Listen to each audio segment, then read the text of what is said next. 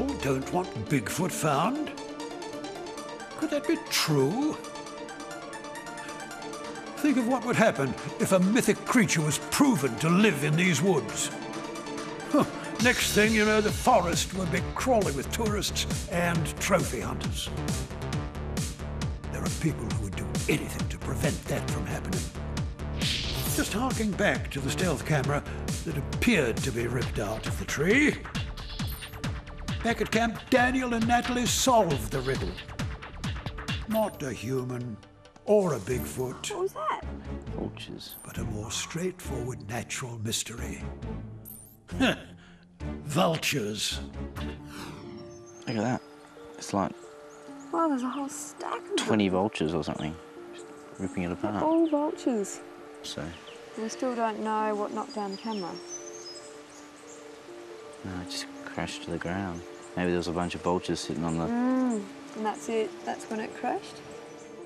I know Daniel and Natalie want to stay at this location longer, but unfortunately, time and money won't allow. Maybe we can come back at another time on a special animal expedition. But to find out more about the Texas Bigfoot, I've sent Dan and Nat to meet Detective Jimmy Chilcott. Detective Chilcott has examined more than 1 million human fingerprints and hundreds of primate finger and footprints. In Jimmy Chilcott's professional life, he collects evidence for criminal investigations. And in the process, he's built up a reputation as an expert in the forensic crime technique of dermal ridging and an almost cult following amongst Bigfooters. Okay, I'm actually employed by the Conroe Police Department here in Conroe, Texas, but I've actually done work for the FBI, U.S. Customs, the Secret Service, the Department of Public Safety, which is our state police, their narcotics task force, and the DEA, which is the federal drug enforcement. They've actually brought cases to me to process in my lab, and I've actually made matches and put bad guys in jail. Do you believe that Bigfoot exists? When you say believe, I cannot go in front of a jury in a courtroom and say, I believe this man is guilty. I have to show where I've examined evidence and proved without a shadow of a doubt that he is guilty. So when you ask me, do I believe in Bigfoot?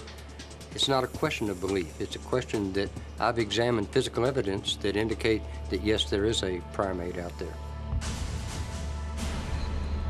Okay, Jimmy, do you think that we have proof beyond reasonable doubt that there is a Bigfoot creature out there?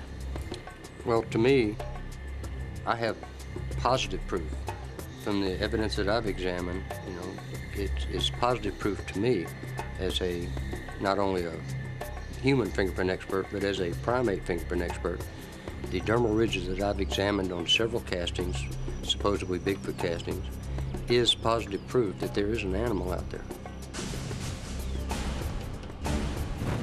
And what actually are dermal ridging? Well, dermal ridges are the friction ridges that you find on the bottom of your feet, on your fingertips, on the palm of your hands. These are called friction ridges or dermal ridges or dermatoglyphics. Is it possible to fake dermal ridgings in a casting? I would think anything, and nowadays it's possible to fake, but I examined these castings for several days, several months before I actually made a determination that these weren't fake. These were actual dermal ridges. Then that in itself is proof positive that a primate made those prints, made those impressions in order to get that casting. So what are the difference between, say, human dermal ridgings and the ridgings that you found on the castings? Well, on a human footprint, the dermal ridges on the bottom of your foot and my foot, they tend to go across the width of the foot in that direction. On the Bigfoot casting that I've examined, the ridges flow down the side of the foot, and that does not happen either in humans or in non-human primates that we have studied or that we know about. Okay. So does that mean that the casts that you found that have the dermal ridges definitely aren't humans? They're definitely not humans. This cast, the dermal ridges on this cast prove that the animal who made this impression is a primate of some sort. But it's a primate that we've never studied or fully documented because it's something completely different. So if this was, say, a human's footprint in a court of law and this was your evidence and you had the person standing there and they matched, it would be enough to put them away? Most certainly, because there's enough characteristics in this cast to make a positive identification. If I had this animal laid out and I took an impression of the bottom of his print, I could match it to this cast. That's pretty good evidence. Does it get much better than that? I haven't found a casting that had better and clearer dermal ridges in this cast. Has Detective Chilcott proven the existence of Bigfoot? Nat's about to ask him the $64,000 question. So as an expert, is it case closed on Bigfoot? As far as I'm concerned, in my opinion, yes. There is an animal out there.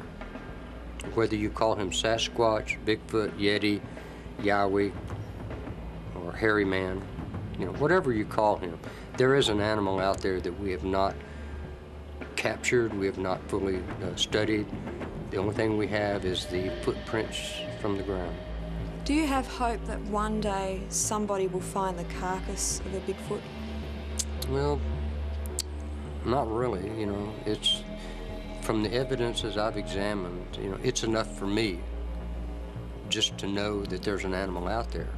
And I'm never going to go out and actually hunt for a Bigfoot or look for this animal.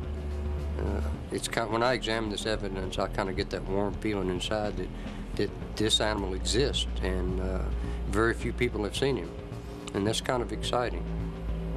So I'm kind of in his corner. I hope he never gets captured.